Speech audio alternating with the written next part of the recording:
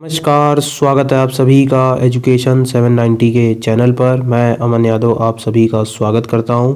आज हम लोग पढ़ेंगे महेश बर्णवाल इतिहास में अध्याय 19 को, जो कि है आपका चोल साम्राज्य 9वीं से 12वीं शताब्दी तक। तो दोस्तों इसी चैप्टर को आज हम लोग पढ़ेंगे। और अगर आप लोगों को मेरी ये वीडियोस अच्छी लग रही हों तो इनको लाइक कर दिया करिए और चैनल को सब्सक्राइब कर दिया करिए। तो दोस्तों दक्षिण में एक महत्वपूर्ण साम्राज्य जो कि चोल साम्राज्य के नाम से जाना जाता है, 9 से 12वीं शताब्दी के बीच में इसका अस्तित्व रहा। उसी के बाद में आज हम लोग इस पूरे चैप्टर को पढ़ेंगे। इनकी प्रशासन व्यवस्था, इनके सामाजिक ढांचे, उनके बारे में पूरे पढ़ेंगे। तो चलिए पहले देखते हैं चोल साम्राज्य का उदय कैसे हुआ। ठीक है दोस्तों, उससे चोल साम्राज्य के उदय से पढ़ने से पहले एक चोल वंश की एक संक्षिप्त नज़र में देख लेते हैं। तो देखिए चोल साम्राज्य के जो शासक हुए हैं उनके बारे में देख लेते हैं। तो देखिए चोल्स वंश, ये चोल वंश है। तो इसमें जो पहला शासक था वो विजयालय था, जो इनके संस्थापक है। फिर उसके बाद आदित्य प्रथम, फिर परांतक प्रथम, फिर गांडरादित्य, फिर परांतक द्वितीय, जो इनको सुंदर चोल भी कहा जाता है। फिर इसके बाद आए राजराज प्रथम, जो बड़ी प्रसिद्ध शासक है इनको चूड़ामणि बिहार भी कहा जाता है। आगे देखिए इन्हीं के बाद जो है राजेंद्र प्रथम निकले, इनके बेटे, जिन्होंने चोल झील का निर्माण कराया था। इनके बाद देखिए 3 है, राजा धीराज प्रथम, राजेंद्र देव द्वितीय और वीर राजेंद्र। फिर देखिए वीर राजेंद्र से इनके पुत्र अधिराजेंद्र, और इसके बाद जो है मधुरांतिका और क्लोतुंग प्रथम, क्या कहते हैं, जो इन दोनों का विवाह हुआ था, इसीलिए यहाँ से चोल चालुक्य वंश शुरू हो जाता है। आगे देखिए अधिराजेंद्र के बाद जो शासक हुए हैं उनमें विक्रम चोल, क्लोतुंग चोल, क्लोतुंग द्वितीय, फिर राजराज द्वितीय, फिर राजा अधिराज द्वितीय, फिर क्लोतुंग तृतीय, फिर राजराज तृतीय और राजेंद्र तृतीय। तो दोस्तों ये था एक संक्षिप्त वर्णन चोल वंश के बारे में। चलिए अब देखते हैं चोल वंश का कैसे उदय हुआ था। देखिए फर्स्ट पॉइंट, मेगास्थनीज की इंडिका और अशोक के अभिलेखों में चोलों का उल्लेख किया गया है। 9वीं से 12वीं शताब्दी तक चोल वंश ने तमिलनाडु, आंध्र प्रदेश व कर्नाटक पर शासन किया। आगे चलिए 8वीं शताब्दी के उत्तरार्ध से पुनः चोलों की राजनीतिक सत्ता का उत्थान हुआ और इस समय दक्षिण भारत में राष्ट्रकूटों, चालुक्यों, पल्लवों और पांड्यों में सर्वोच्चता के लिए संघर्ष हो रहा था। तो वही संघर्ष जो हमने कल पढ़ा था उसी की यहाँ जिक्र हो रहा है। चलिए दोस्तों आगे चलते हैं। तो अगले पॉइंट पे, चोलों का प्रारंभिक इतिहास संगम युग से प्रारंभ होता है। आगे चलिए, चोल साम्राज्य की स्थापना विजयालय ने की थी, जो आरंभ में पल्लवों का सामंत था। ठीक है, पहले सामंत था, बाद में अपने आप को स्वतंत्र घोषित कर लिया था। विजयालय को चोल साम्राज्य का द्वितीय संस्थापक माना जाता है। विजयालय ने पांड्य शासकों से तंजौर, जिसको तंजावुर आज के समय कहा जाता है, ठीक है, तंजौर को छीनकर उरैयूर के स्थान पर इसे अपने राज्य की राजधानी बनाया। विजयालय ने परकेसरी की उपाधि धारण की थी। विजयालय का पुत्र एवं उत्तराधिकारी आदित्य प्रथम लगभग 875 ईसा में चोल सिंहासन पर बैठा था। चलिए आगे देखते हैं। आदित्य प्रथम ने कोदंडराय की उपाधि धारण की थी। आदित्य प्रथम की मृत्यु के बाद उसका पुत्र परांतक प्रथम चोल राजगद्दी पर बैठा। परांतक प्रथम ने मदुरै कोंड की उपाधि धारण की थी। सबसे समृद्ध चोल शासक राजराज प्रथम और उसका पुत्र राजेंद्र प्रथम था। ठीक है दोस्तों, कौन दो शासक थे? राजराज प्रथम और राजेंद्र प्रथम। तो देखिए राजराज प्रथम के बारे में देखते हैं, जो 985 ईसा से 985 ईसा से 1014 ईसा तक थे। पहला पॉइंट, राजराज प्रथम को अपने पिता के जीवन काल में ही युवराज नियुक्त कर दिया गया था। उसने अपने पितामह परांतक प्रथम को लौ एवं रक्त की नीति का पालन करते हुए राजराज की उपाधि ग्रहण की। इसने अपने शासनकाल में कोंडलूर, शालयकल, मरुद को भी उपाधि धारण की थी। चलिए आगे देखिए, इसने त्रिवेंद्रम के चेरों की नौसेना को ध्वस्त कर दिया। इसने मदुरै पर आक्रमण किया और पांड्य राजा को बंदी बना लिया। इसने श्रीलंका पर भी चढ़ाई कर दी तथा उसके उत्तरी हिस्से को जीतकर अपने साम्राज्य में मिला लिया। राजराज ने अनुराधापुर के स्थान पर पोलनारुआ को अपनी राजधानी बनाई और इसका नाम जयनाथ मंडलम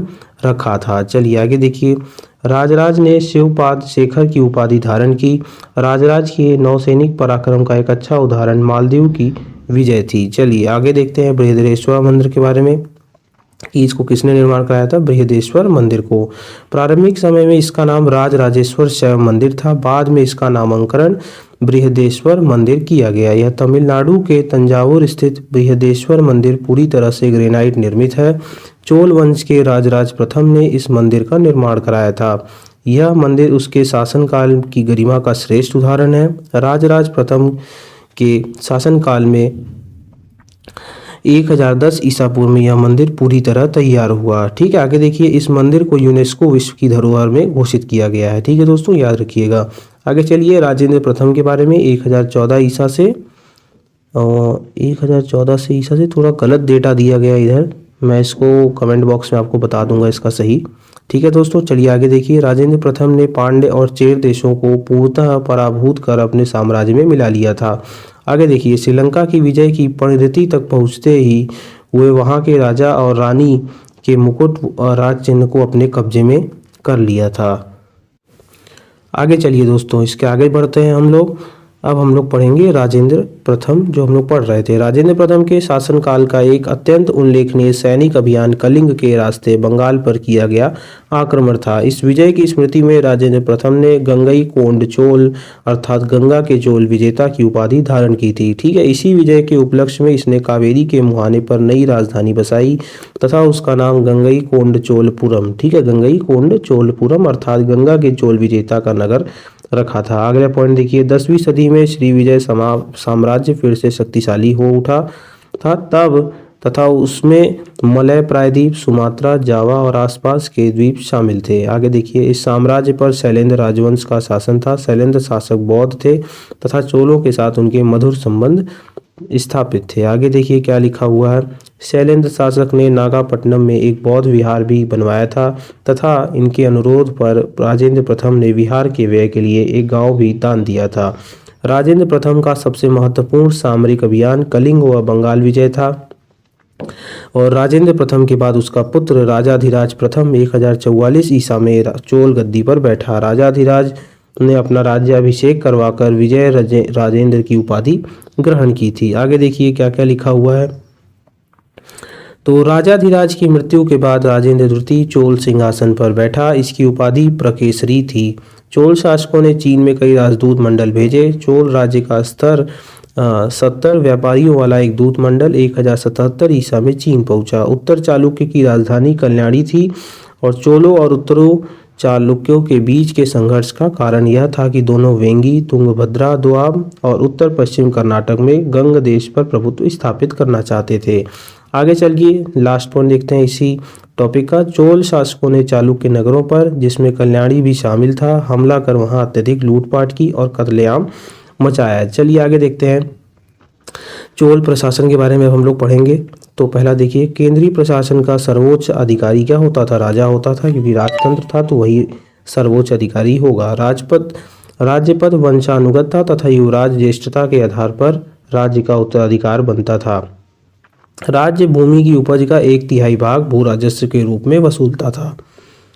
चलिए दोस्तों आगे देखिए, चोलों के शासनकाल में स्थानीय स्वशासन में उत्तर सभा, महासभा, नाट्टुर तथा उर का विशेष महत्व था। उर सर्वाधारण की तथा सभा ब्राह्मणों का संगठन था। महासभा गांवों में होती थी। नाडुओं की समितियां नाट्टुर तथा व्यापारियों की समितियां नगरम कहलाती थीं। चलिए दोस्तों आगे चलते हैं। चोल प्रशासन की सबसे उल्लेखनीय विशेषता गांव के स्तर पर स्थानीय स्वशासन को बढ़ावा देना था। आगे देखिए, विनेशियाई यात्री मार्को पोलो ने 13वीं शताब्दी में केरल की यात्रा की थी और उसका कहना था कि जब राजा मरता था तो उसके सभी अंगरक्षक सैनिक उसके साथ ही चिता में जलकर मर जाते थे। चलिए अगला पॉइंट देखिए, चोल साम्राज्य मंडलों या प्रांतों में विभाजित था तथा ये मंडलम वलनाडुओं और नाडुओं में बटे होते थे। चोलकालीन अभिलेखों की अधिकता के कारण हमें इस साम्राज्य के ग्राम प्रशासन की स्पष्ट जानकारी प्राप्त होती है। अगला पॉइंट देखिए, अभिलेखों में 2 सभाओं का उल्लेख देखने को मिलता है। इनमें एक है उर, दूसरी सभा या महासभा है। चलिए अगला देखिए, उर गांव की आम सभा थी, लेकिन महासभा के कार्यकलाप के संबंध में हमें अधिक जानकारी प्राप्त होती है। यह अग्रहार कहे जाने वाले ब्राह्मण गांवों के वयस्क सदस्यों की सभा थी। अब देखिए, चोलकालीन जो कर वसूले जाते थे उनके बारे में देखिए। तो पहला जो है आयाम, जिसको राजस्व कर कहा जाता था। मर मजाडी, ये वृक्ष कर होता था। कड़मे, यह सुपारी पर कर। मनइरय, गृह कर होता था। कढ़इरय, व्यापारिक प्रतिष्ठानों पर कर। पेवीर, तेल घानी पर कर। कीड़ाकाशु, नर पशुधन कर। कड़िमय, लगान। पाड़ी कावल, गांव की सुरक्षा का कर। और आगे देखिए ववास शिल्प, शिल्परमम, ये द्वारा कर होगा यहाँ पे। मग्नमय, व्यवसाय कर। आजीवक काशु, आजीविका कर होता था। तो देखिए 12 कर वसूले जाते थे। ठीक है दोस्तों, चलिए अगला देखिए। वहाँ की अधिकांश भूमि लगान मुक्त होती थी। गांव के मामलों का एक कार्यकारिणी समिति संभालती थी। इस समिति के सदस्य संपत्तिशाली शिक्षित लोग होते थे। आगे देखिए, सदस्यों की चुनाव पर्चियां निकालकर या पारी के अनुसार किया जाता था। ये सदस्य प्रत्येक 3 वर्ष बाद हट जाते थे। चलिए अगला पॉइंट देखिए। चलिए दोस्तों नेक्स्ट पॉइंट देख लेते हैं। चोल शासन में दक्षिण भारत का मंदिर स्थापत्य चरमोत्कर्ष पर था और इस काल में स्थापत्य की जो शैली लोकप्रिय हुई उसे क्या कहते थे? द्रविड़ शैली कहते थे, जो आज के समय भी प्रसिद्ध है। चलिए आगे देखिए।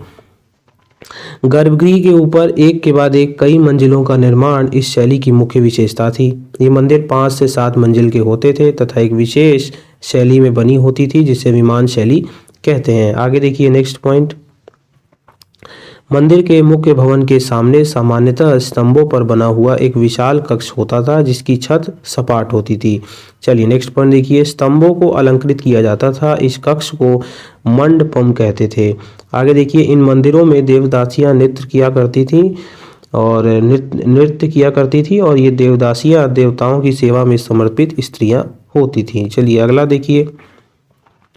मंदिर के चारों ओर एक विशाल परिक्रमा पथ होता था जो ऊंची 4 दीवारी से घिरी रहती थी। आगे देखिए, 4 दीवारियों में जगह जगह ऊंचे सिंहद्वार बने होते थे जिन्हें गोपुरम कहा जाता था। चलिए आगे देखिए नेक्स्ट पॉइंट। मंदिरों का खर्च चलाने के लिए सामान्य रूप से उन्हें राजस्व मुक्त भूमि दान दिया जाता था। द्रविड़ शैली के मंदिरों का आरंभिक उदाहरण कांचीपुरम का कैलाशनाथ मंदिर है। राजराज प्रथम द्वारा तंजौर में बनवाया गया बृहदेश्वर मंदिर सर्वप्रमुख है। इसे राजराज मंदिर भी कहा जाता है।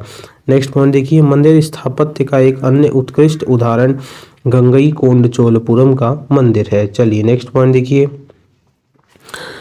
होयसलों की राजधानी हेलीवेड में काफी संख्या में मंदिर बनवाए गए। इनमें भव्य होयसलेश्वर मंदिर है। यह चालुक्य शैली का उत्कृष्ट उदाहरण है। चलिए नेक्स्ट पॉइंट देखिए।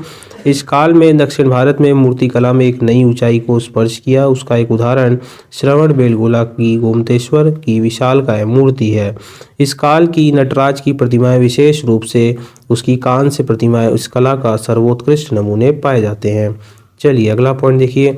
संस्कृत को उच्च संस्कृति की भाषा माना जाता था और इस काल की एक उल्लेखनीय विशेषता क्षेत्रीय भाषाओं का विकास था। 6ठी से लेकर 9वीं सदी तक तमिल देश में अनेक लोकप्रिय संतों का प्रादुर्भाव हुआ। अलवार और नैनार कहे जाने वाले ये संत क्रमशः विष्णु और शिव के भक्त होते थे। चलिए नेक्स्ट पॉइंट देखिए। कंबन का काल, जो विद्वानों की राय में 11वीं सदी का उत्तरार्ध और 12वीं सदी का प्रारंभिक चरण था, तमिल साहित्य का स्वर्ण युग माना जाता है। चलिए दोस्तों अगला पॉइंट देखिए।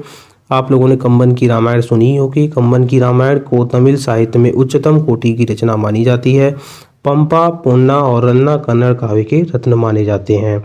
आगे देखिए। चालुक्य राजा के दरबार में रहने वाले नन्नैया ने महाभारत का तेलुगु पाठ तैयार करना आरंभ किया और उसके आरंभ किए गए कार्य को 13वीं सदी में तिकन्ना ने पूर्ण रूप दिया था। चलिए चोलकालीन ऐतिहासिक स्थलों के बारे में देखते हैं।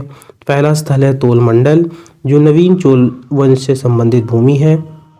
तंजौर चोल साम्राज्य की राजधानी, जहां राजराज प्रथम द्वारा निर्मित बृहदेश्वर मंदिर है। वेलूर, यहाँ पांड्यों व श्रीलंका की संयुक्त सेना को परांतक प्रथम ने हराया था। आगे देखिए। तकीलम, यहाँ 949 ईसा में हुए युद्ध राष्ट्रकूटों द्वारा चोल उत्तराधिकारी राजेत्य की मृत्यु हुई थी।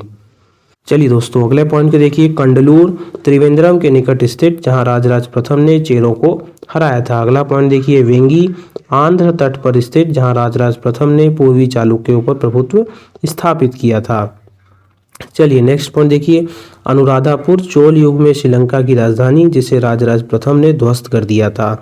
आगे देखिए, पोल नरुआ, इसे राजराज प्रथम ने श्रीलंका पर प्रभुत्व कायम कर उसे अपने राज्य का अंग बनाया था। अनई मंगलम, यह गांव शैलेंद्र शासक की चूड़ामणि विहार के निर्माण के निर्मित किया गया था। चलिए आगे देखिए, संडी मटिक्यू अरब सागर में स्थित क्षेत्र जहां राजेंद्र प्रथम ने अपना प्रभुत्व स्थापित किया था। गंगई कोंडचोलपुरम कावेरीपट्टनम के पास यह नगर राजेंद्र प्रथम ने उत्तर भारत अभियान की सफलता के बाद बनवाया था। चलिए नेक्स्ट पॉइंट देखिए, चिदम्बरम, यहाँ भी चोल शासकों का राज्याभिषेक होता था। आगे देखिए, उत्तर मेरूर, यहाँ से चोल वंश से संबंध 909 ईसा से 929 ईसा के 2 अभिलेख हमें देखने को मिले हैं। नेगापट्टम कोरोमंडल तट पर स्थित जहाँ शैलेंद्र शासक ने राजेंद्र प्रथम के विहार का बनवाया था, समय के विहार बनवाया था। आगे देखिए, नथ मिलाई, यहाँ विजयालय चोलेश्वर मंदिर के अवशेष हैं। तो दोस्तों ये चैप्टर यहीं समाप्त होता है, चोल साम्राज्य, और बेहद इंपॉर्टेंट चैप्टर है और इसको आप पढ़ लीजिएगा और मैंने पूरी वीडियो बना दी है, इसको देख लीजिए। दोस्तों अगर आपको ये वीडियो अच्छी लगे तो इसको लाइक कर दिया करिए और चैनल को सब्सक्राइब कर दीजिए और बने रहिए वीडियो के साथ। तब तक के लिए जय हिंद, जय भारत।